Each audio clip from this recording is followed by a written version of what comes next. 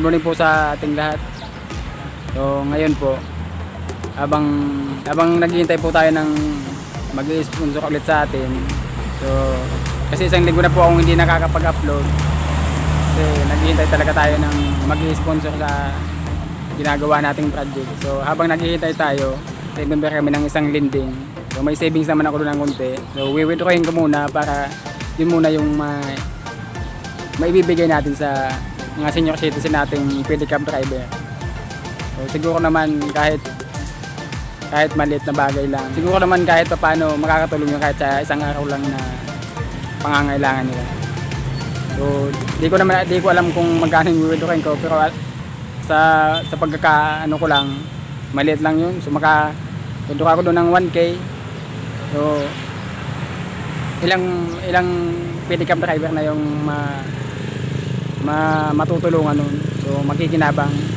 So yun guys, habang wala pa yung sponsor natin, so yun muna yung gagamitin natin para makatulong tayo. Sarado pa naman yung opisina ng lending. Magkukwento lang muna ako kung bakit ko ginagawa ito, bakit ba tumutulong sa tao. Ginagawa ko to kasi nagka-anxiety at panic attack ako dati. So ang hirap na pinagdaanan ko nun. So ang hirap na pinagdadaanan ng isang may anxiety. Nagdasal ako noon na sana gumaling ako. At pag gumaling ako, tutulong ako sa tao kahit maliit na bagay lang. Kaya to guys, pinagaling na ako, kaya tutulong ako sa tao hanggat kaya ko.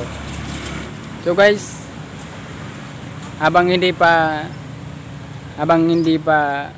kumikita yung YouTube channel ko, so sana may makapansin dito sa vlog ko na to, na hihingi lang ako ng kunting tulong. Kahit panuorin nyo lang tong video na to, malaking tulong na yun para may pagpatuloy ko yung sinimulan kong pagtulong sa kapwa. So sana guys, sana supportahan nyo yung channel ko. Bukas na yung lending. So yan guys, yung 1K na winedro natin. So andito tayo sa bigasan ni Ate Jocelyn. Saka yung 1K na yon, bibili natin ng bigas para sa mga senior citizen nating pedicab driver. So kahit pa paano may maisahin sila sa isang araw.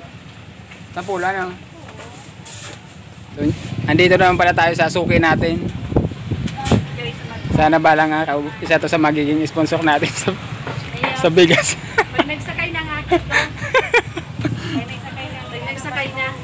Nakinig nyo naman, sabi niya pagsakay daw ng anak niya. Oy, ano na yun? Ha? Pag sasakay na siya, so hayaan mo pag nagkaano ang akin ko. So pakinggan nyo guys yung sinasabi niya, sana makinig nyo.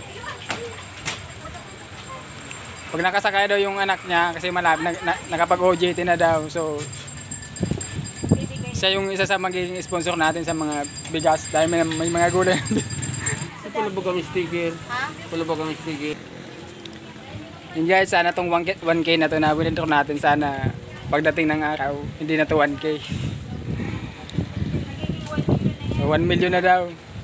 So alam naman natin na maraming tao ang gustong makatulong.